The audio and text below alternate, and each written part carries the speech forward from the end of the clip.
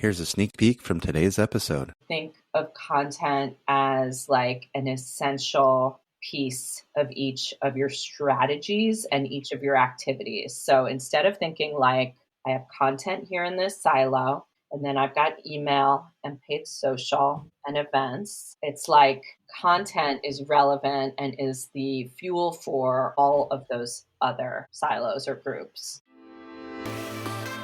Welcome to the Content Amplified podcast, brought to you by Masset. Our goal is to help you get more from your marketing content. Each episode is a 10 to 15 minute interview with industry experts that share amazing insights to help you squeeze as much juice from your content as you possibly can. Here's today's interview. Welcome back to another episode of Content Amplified. Today I'm joined by Kathleen. Kathleen, welcome to the show. Hi, Ben. It's nice to be here. Thanks for inviting me. Absolutely. Kathleen, this is going to be a fun conversation. I'm excited for it. I'm excited the audience is going to get to eavesdrop in on all of the good pieces of knowledge that we're going to share today. I love it. But before we dive into that conversation, let's get to know you. Tell us about your career and work history. Yeah, happy to. So I'm Kathleen Bunshoft. I'm a New Yorker living in San Francisco for many years now. And I'm a senior full stack marketing leader with a focus on revenue and also really a passion for team happiness. I love it. We're really going to kind of focus on how to connect the dots between content and growth. Kathleen, you have 4 very specific steps really in how to level up our content for growth, how to connect these dots. Maybe help us understand, how do we really turn content into growth? Like sometimes it sounds a little counterintuitive. How do we really make that happen? When I think about up-leveling it to connect as deeply as possible to growth, I have kind of 4 ideas that I wanted to discuss with you, or 4 steps. The first one is to revisit the basics. Whether you're a marketing leader, and I've been in your shoes, you are busy, you are fighting fires, the data is messed up, sales wants X, Y, and Z, leadership wants to talk about a strategic shift. I get it. You're in the weeds trying to deliver and support your team, or you're a content marketer. Both of those groups of people need the basics in place. And this could be established in multiple different ways. But if you think about what you as a leader need to provide to your content people to make them as enabled as possible to deliver great work, I would say that you probably have a lot of this in place, but maybe I have a few new ideas. The first is, a deep understanding of the market and the ICP. That ICP, we probably understand their title. Maybe we understand something about their technographic information, like their stack or segmentation in a specific industry. But have we gone far enough to understand like their mindset? What are they dealing with in the day to day? And I'll give you an example of where this really unlocked content performance for us at Malwarebytes. I squatted up with Kelly Sims, my colleague who was running research, to do a quick but really thorough multimodal view of these SMB and mid-market security buyers. And what we discovered is that, we discovered lots of things about the features they needed and the things going on in their business that would initiate them looking to buy our solutions. But we additionally discovered that they were overwhelmed. They were worried about keeping their jobs. They were overwhelmed. They were dealing with incredible stress about the cyber threats and the business outcomes that could happen if they were, breached. So they went on to tell us that free trials, which in that space, free trial, and in any space where you're dealing with like a technical ICP or practitioner who's going to use your product, it's always a good idea to have a free trial. In many cases, those users will want a free trial.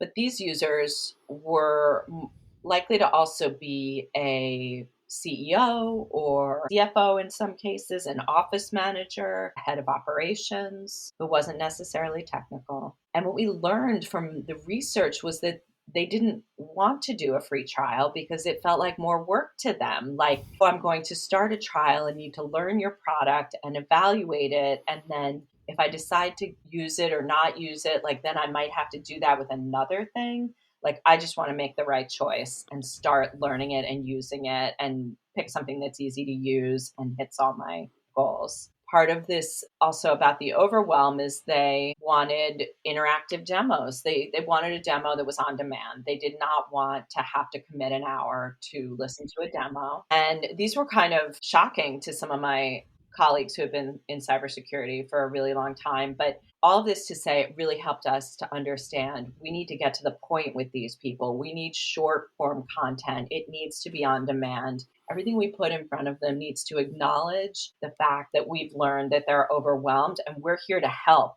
We're here to simplify, and we're here to take some of the burden off of you. So in looking at the ICP, it's really important to understand their state of mind and their psychology. The other thing that I would put under the category of like getting the basics right is what are the macroeconomic and kind of secular trends going on? I mean, these have been talked about on your podcast. And again, I know a lot of the leaders and content marketers on here know about this, but short form content, right? Like we can't ignore the fact that we're all bent over our phones watching 30-second videos. That is really what people want to see. Short form content, give it to me as quick as possible. And then, podcasts fall into that.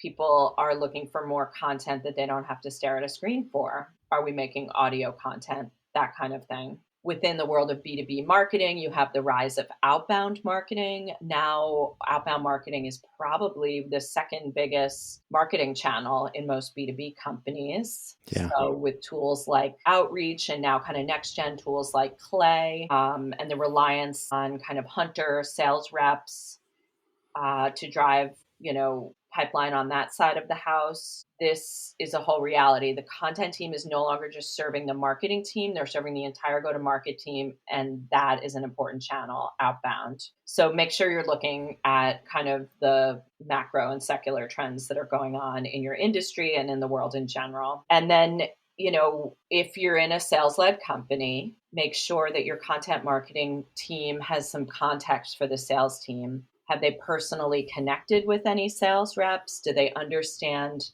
the remit of these sales reps? Like, for example, are they running, do they have a geographic patch that they're in charge of? Do they have a set of named accounts as part of an ABM motion? Are they responsible for delivering a certain amount of pipeline? Is the sale that they're making a replacement sale? So the prospect has our competitor's product, and we now need to not only convince them that we're better and they should switch, but that the switch is worth it and the switch is going to be smooth and they'll be supported and there's not a lot of risk around the switch. Or is it a green field? So I would just say as deeply as possible as you can connect your content people to the sales team, that is great. Sales teams don't always like a lot of people rolling up on the reps, to take up their time. So this can be done through the enablement or leadership level to say, we want a spot at your monthly all hands where we're going to do a content spotlight. We want to establish a form or a poll that we regularly use to connect with the sales rep about exactly what they want to see. And then we also want to have an opportunity to return data to them. So that sales team connection, I would really put under the category of kind of revisit what are the basics in this modern day to make your content marketers successful. So that I would say would be the first thing, would be revisit the basics and make sure that you're going deep enough and that all of those basics have been kind of updated for the current market conditions. I love it. That makes perfect sense. So now as we go to number 2, what do we need to look at when it comes to making our content really drive some of these growth channels? Yeah, that question I think kind of gets at kind of the creative part of content, but let's first, in my number 2 point here, expand our mindset about attribution. Most companies are probably using a first source attribution model. Maybe I'm not right, but I would guess a lot of them are, maybe a majority. So they're looking at that lead or contact or meeting or opportunity as having a first source that is related to one of these channels, whether it's Google Ads or organic search or an email that you sent or any number of other paid social or other paid content syndication type channels. So that is an attribution model that is decaying in its usefulness. No pun intended, because there's a decay model of attribution, but it's decaying in its usefulness because as time goes on, instead of having 70% of our traffic or leads attributed specifically to Google Ads or organic search or any number of the social channels, and 30% have no attribution, we're now getting to a place where 70% have no attribution and 30% have the attribution.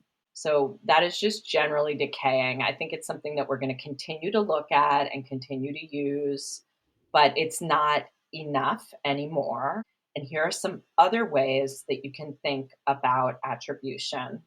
You can look at anecdotal attribution, such as polling the sales team. You can look at first-party reported attribution, such as a "how did you hear about us" question that some companies insert on the lead form page. And it can also be collected as a field that the sales reps have to complete in order to move a lead or opportunity forward. The thing about those is the categorization and keeping it simple is really the key there, right? You don't want to have "how did you hear about us" that's now got every single test variant of an ad. And I think that this will connect to my next point about being really strategic about your content topics and keeping it a little bit more simple. We're going to cover this one topic.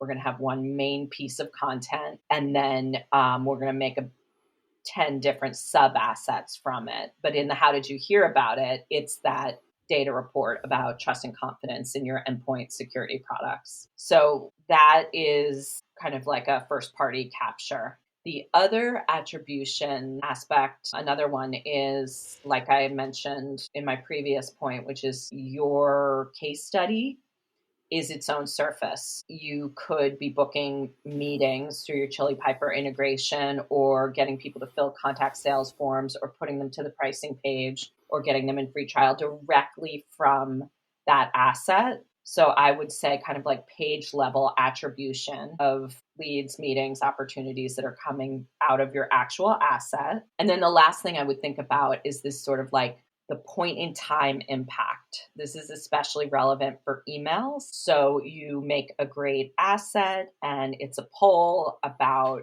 the attitudes and product usage for your, practitioner who's using your product. It's going to be a great benchmarking tool for them to understand how other people are using it, how they're doing in their career, et cetera. And you launch that in an email. You send it to the biggest list you possibly can. And then you're able to say, okay, we text our inbound demo requests for the day of and next day after. And that's another way to do attribution. So just expand your mindset and understand that teams are grappling with attribution totally. So you need to look at many different pieces of information. I love it. Yeah, that makes perfect sense. I love those first 2 points. Great. And then number 3 is to insert content, or think of content as an essential piece of each of your strategies and each of your activities. So instead of thinking I have content here in this silo,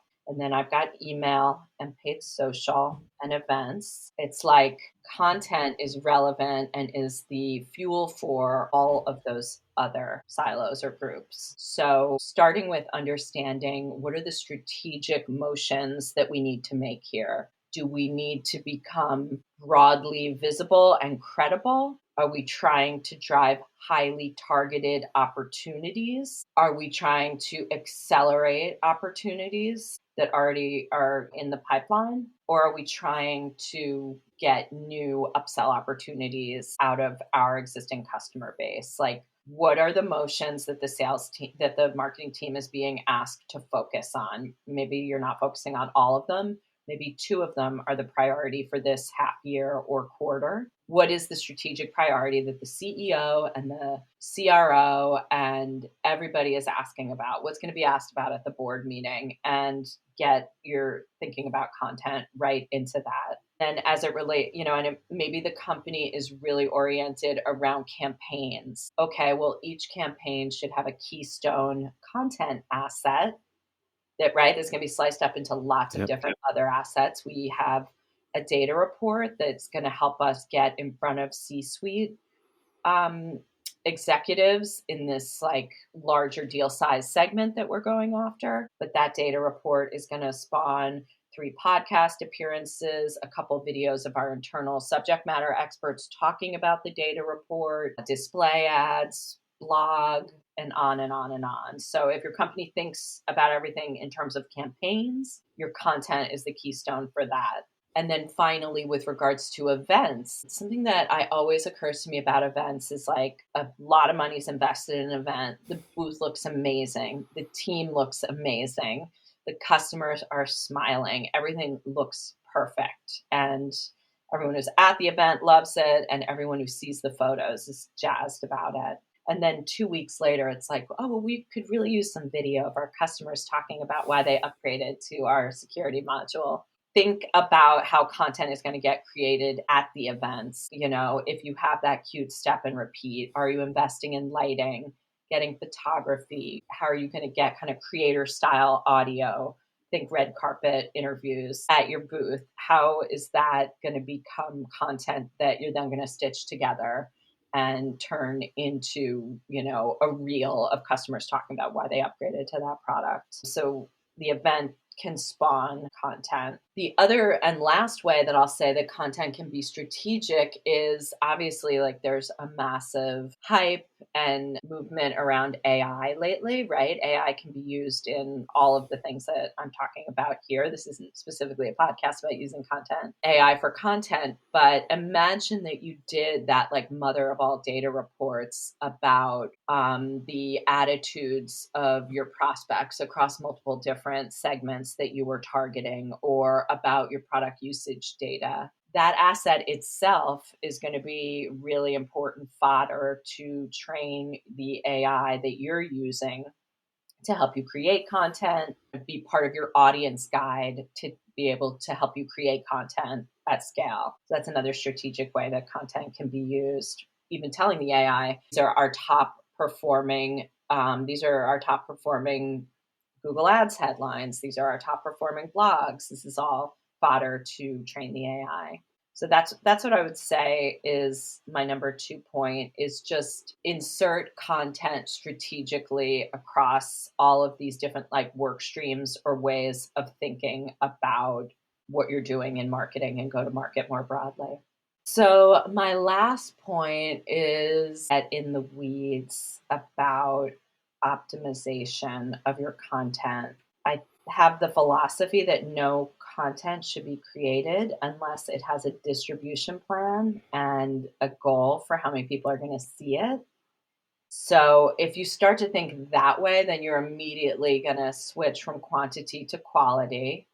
I've definitely worked at organizations where the mission was to pump out as much blog content as possible. But the reality is, if like you have a steady drumbeat of a blog a week and you also have like those 2 or 3 blogs that make the case for your product perfectly, that are going to get like 80% of the traffic and drive 80% of the results, that the mission should be to get distribution and eyeballs on this content. So when you think about, you kind of rethink and revisit optimizing content. If you're a content creator or a leader of a marketing team, like, okay, this asset's going to get made. How's it going to get distributed? Do we have a content syndication deal with some kind of website that our ICPs love to read? Are we going to distribute this through social, our executives? Do we have a place on the website where we're merchandising our top asset or a couple of assets? I've seen this. Obviously, this is often done with like a pencil banner at the top of the website. Those drive me crazy because they're always driving the buttons below the fold. But it could also be done, say, in one of the drop downs of your menu. There could be a spot where it's like, here's our latest report. So really think about like, we're making this asset, you need input from your SEO team and your email team and your paid social team. Like, they need to be pitching you on how they're going to distribute it. I love it. Kathleen, we actually have run out of time today for this episode. There's so many good pieces in this. Kathleen, though, if anyone wants to reach out and connect with you online, how and where can they find you? That would be great. I'm Kathleen Bunshoft. My name sometimes trips people up. It's Bunshoft, and I am on LinkedIn. That's the best place to connect with me. Kathleen, thank you. This has been super good. I've just been sitting here enjoying all of this knowledge you've been sharing. So I really do appreciate it. Thanks for your time today. You are so welcome. Thank you for listening and for having me on. And I do feel like we have a million other things to talk about. And I look forward to keeping in touch and continuing to listen to your great podcast. Thank you for listening to the Content Amplified podcast. Please subscribe and leave us a review. And for additional ways to get more out of your content, visit our website at getmasset.com. That's getmasset.com. And tune in next time to the Content Amplified podcast.